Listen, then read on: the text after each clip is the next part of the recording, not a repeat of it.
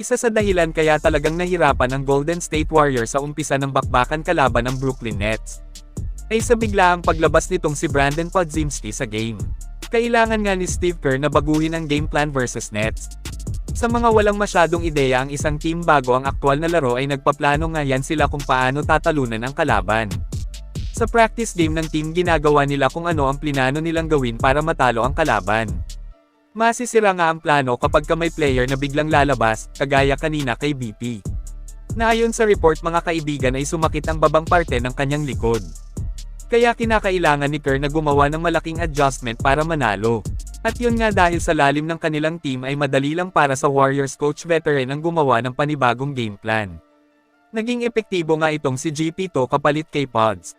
Solid ang ambag na ginawa niya kanina versus Nets kaya nakatawid ng panalo ang grupo na walang BP at JK.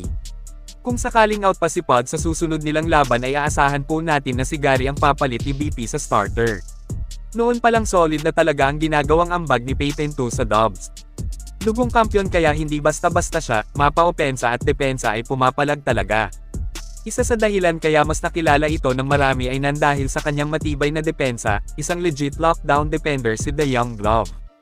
Kanina sa game versus Brooklyn ay kamuntikan pa nga ni GP2 mabiktima si Nick Claxton.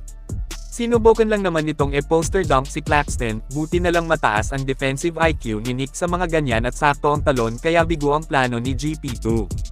Pero nakascore pa rin siya kay Nick, sa bakbakan ay naglista ang The Young Glove ng almost double-double 16 points 9 rebounds at may kasamang isang assist. Ito panoorin po natin ang ginawa